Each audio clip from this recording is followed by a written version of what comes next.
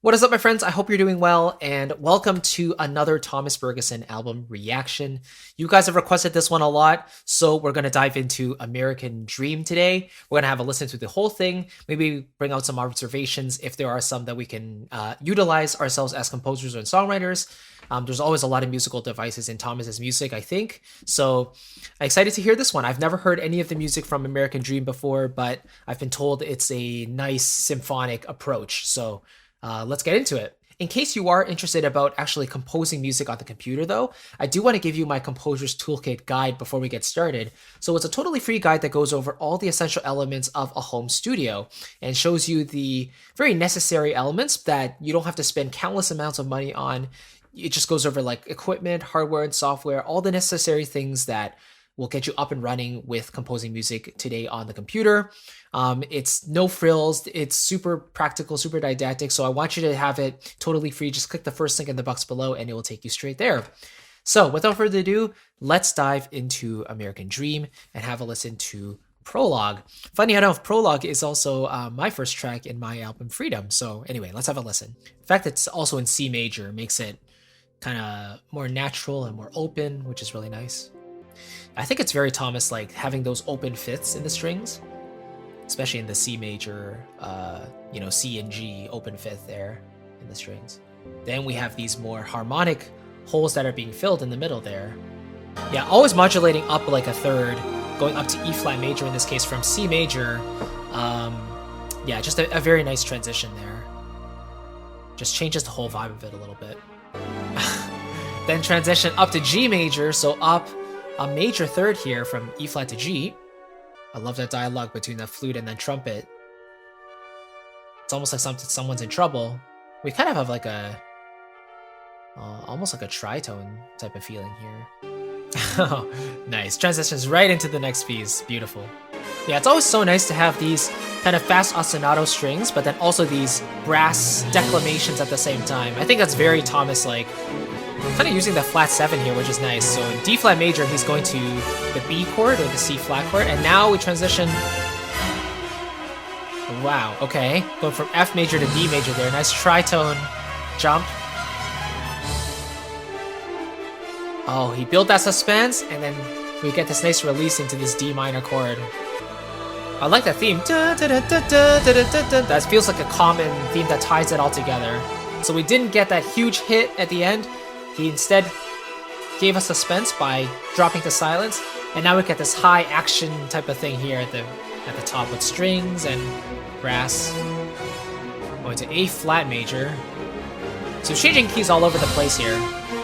Now going to F major.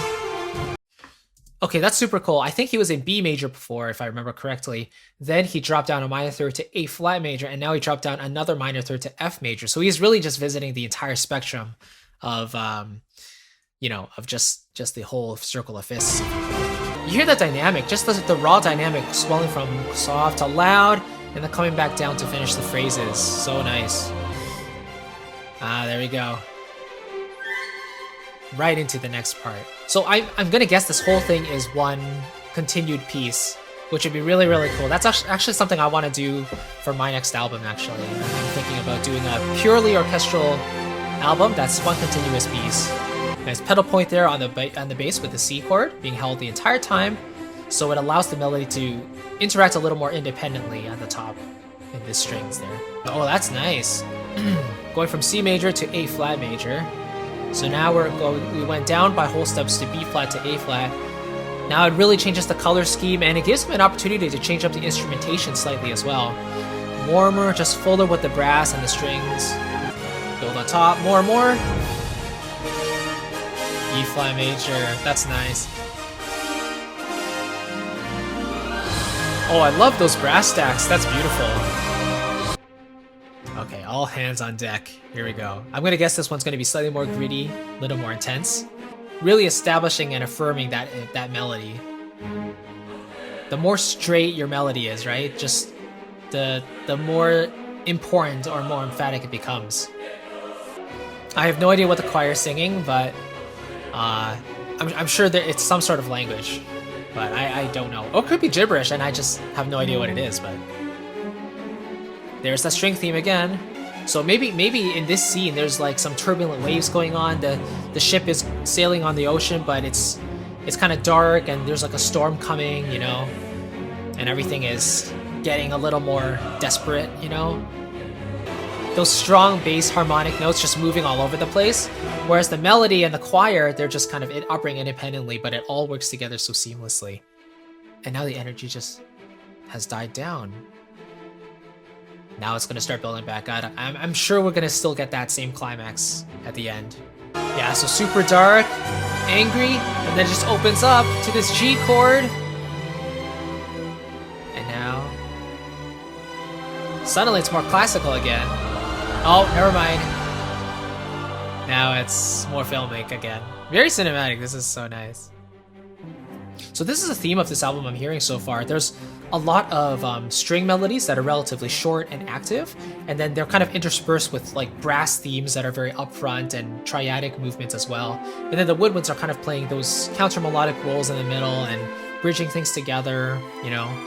And things are seeping in and out, allowing certain orchestral groups to fade in while others come in, and yeah. And the chord changes are just fantastic. Like, they just happen and they all work together beautifully. Kind of a Baroque type of feel here. Lots of 5-to-1s, but we're getting those dominant diminished 7th chords as well. Definitely has this regal type of feel to it, so the title is very fitting. Yeah, you could definitely imagine like a film to this, you know, like pirates sailing out to sea, and they're all trying to get the girl or something.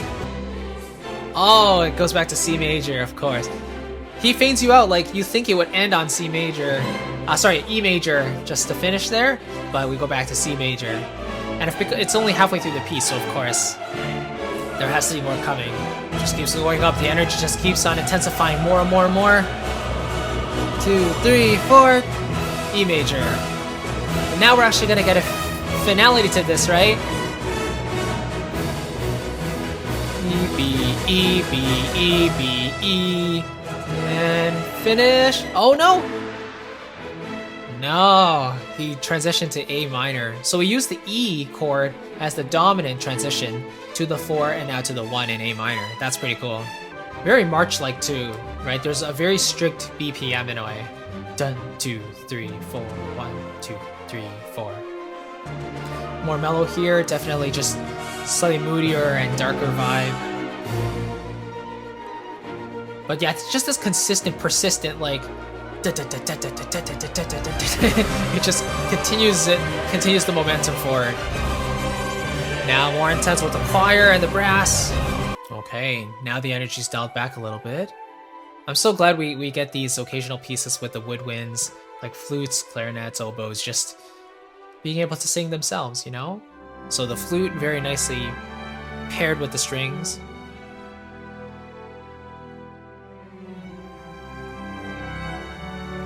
It's like they made their way through the storm, and now the sun's kind of opened up a little bit, and they're seeing like an island up ahead. There's a little bit of hope. It's like, what's gonna come up next? You hear that Lydian sound there with the B natural, and then we sink back down to the E minor. Okay, now it's like we're in the second half. So we got a little break, and now, you know, the anticipation starts to build. The storm is brewing. Nice to have those pulsating rhythms, but accompanied by a soaring string line at the top. That's nice.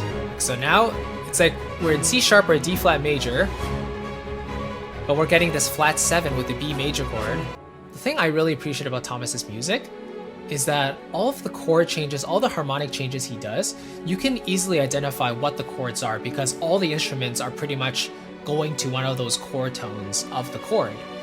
A lot of other composers will kind of use these intermingling lines here and there to kind of hint at other chords, and the bass note will be, you know, the root or the one of the chord tones, but the inner notes make it a little bit more ambiguous.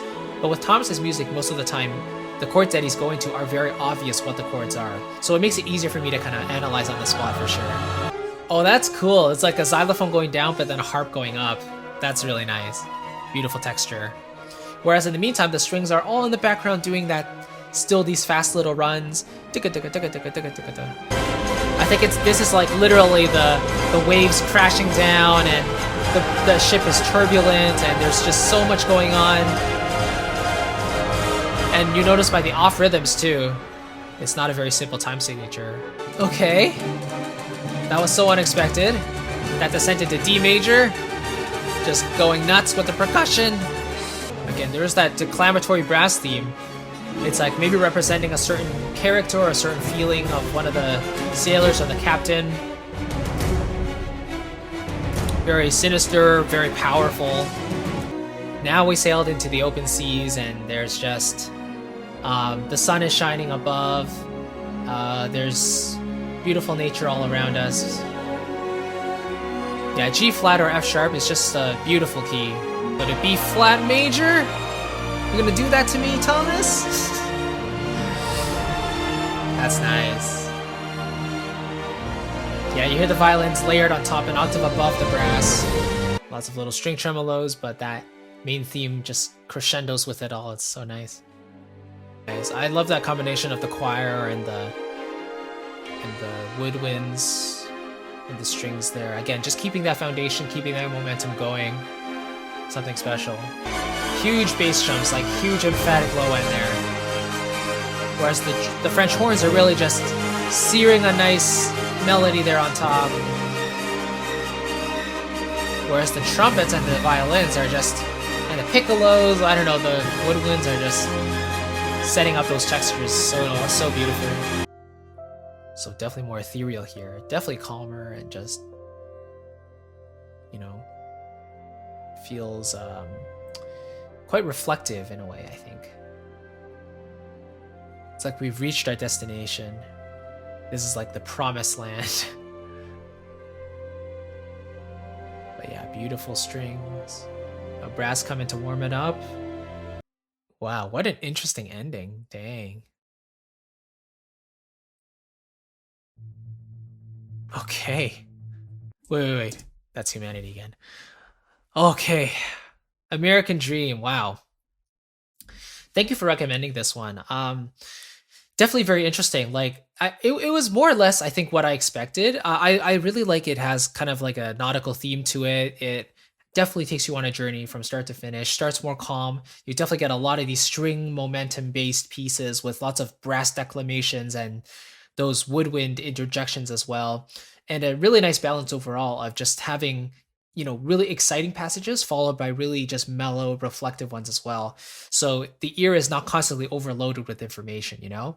But the parts where Thomas goes all out, he really goes all out. Instrumentation-wise, chord choice-wise, like there's a lot of these modulations happening every single second in some of those pieces.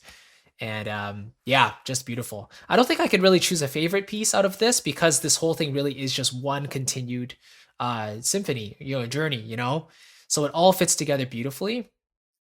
But yeah, it's definitely one to listen to if you want to learn from and you want to, you know, create some more music that's kind of in a similar style with lots of chord changes and orchestration that just comes in and out. It's just really beautiful.